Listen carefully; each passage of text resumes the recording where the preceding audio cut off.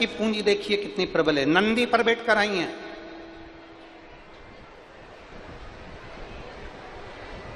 आते से ही पार्वती जी ने पूछ लिया अपना घर कहां है। शंकर भगवान बोले ये पूरी पृथ्वी तो अपना घर है, अपन रहेंगे कहां। शिव जी कहते हैं पूरी पृथ्वी पे अपन ही को तो रहना है। अरे मैं पूछ रही हूं कि अपन रहेंगे कहां।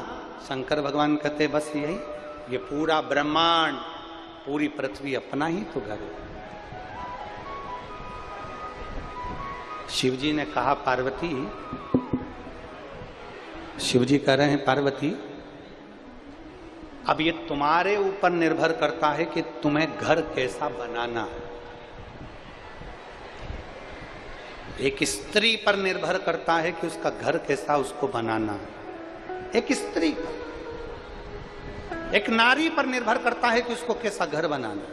हमने एक कथा में कहा था घर बनाने के लिए दो अच्छे चाहिए। सुनी थी कथा? अरे बोलो तो जम के। घर अच्छा बनाना है तो दो अच्छे चाहिए। पहले नंबर पर मिस्त्री और दूसरे नंबर पर स्त्री। घर अच्छा बनाना है तो दो अच्छे चाहिए।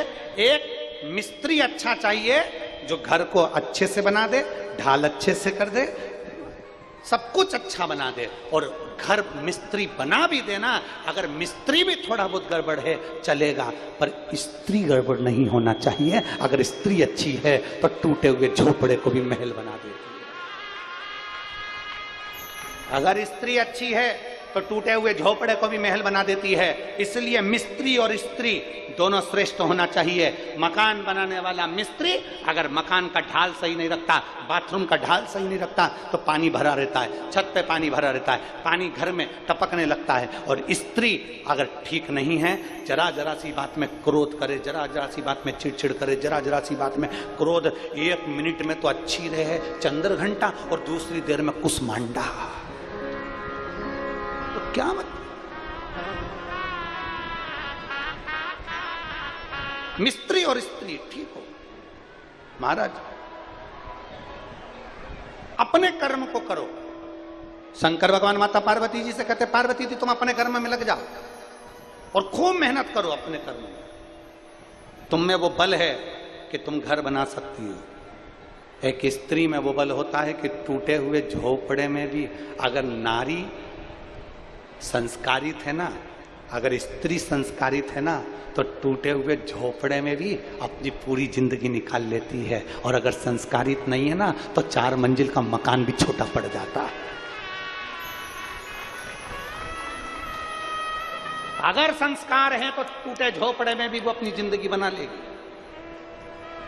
इसीलिए हम हमारी बेटियों को हमेशा कहते हैं, थोड़ा हमारी बात का बेटियों को भी बुरा लग जाता होगा कि गुरुजी हर बार हम बेटियों से कहते हैं, पर हम अपनी भाषा में हमेशा अपनी बेटियों से कहते हैं कि बेटियों ध्यान रखना।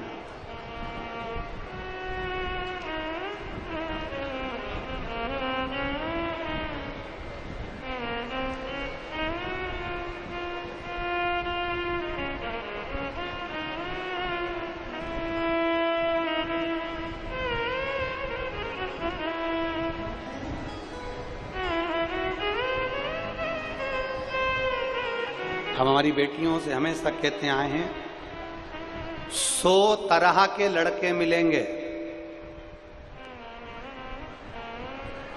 पढ़ाई करोगी, स्कूल जाओगी, ट्यूशन जाओगी, कॉलेज जाओगी, नौकरी करने जाओगी, 100 लड़के मिलेंगे, परंतु वो 100 लड़कों के साथ 100 साल की जिंदगी सही नहीं जी सकते जो तुम्हारे पापा ढूंढ कर लाएंगे उसके साथ 100 साल की जिंदगी सही जी सकते।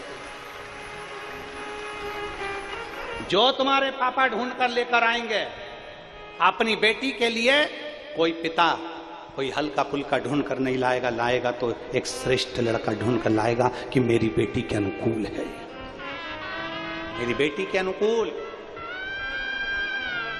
और बड़ी विडंबना का समय चल रहा है। आज के जमाने में लड़के ना जाने कौन कौन से धर्म के कैसे कैसे आते हैं, भुड़ भुड़ गाड़ी लेकर आएंगे, उनकी खुद की गाड़ी भी नहीं रहती, वो तो सुधरने आई थी। 10 रुपए का डीजल पेट्रोल डला के तुमको शान दिखाएंगे, थोड़ी बॉडी शॉडी दिखाकर, और तुम्हें अपना बनाएंगे, नाम भी उसका सही नहीं बताएंगे, दूसरे नाम से तुमसे संबंध बनाएंगे, और एक दिन मालूम पड़े सूटकेस में तुम्हारे टुकड़े टुकड़े कर कर हरिद्वार में पटक कर आ जाएंगे। इसलिए मेरा निवेदन है बेटियों से, आपका पिता आपकी मां आपके लिए कभी गलत नहीं सोचेगा, आपका बाप आपकी मां आपकी महतारी आपकी मैया आपका पिता आपके लिए कभी गलत नहीं सोचेंगे। सारे निर्णय आप लो, पर आपकी शादी का निर्णय आपके मां बाप के ऊपर छोड़ दो। सारे निर्णय आप लो, पर आपकी शादी का निर्णय आपके मां बाप पर छोड़ो।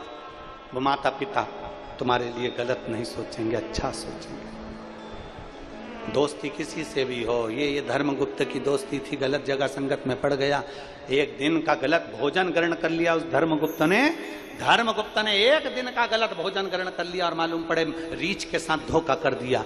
जरा विचार करिएगा, गलत अन्न, गलत स्थान, गलत जगह हमको बर्बाद कर देती है। बहुत ध्यान देना, सब्जी के ठेले पर मक्खी बैठती है ना, उसकी कोई कीमत नहीं होती।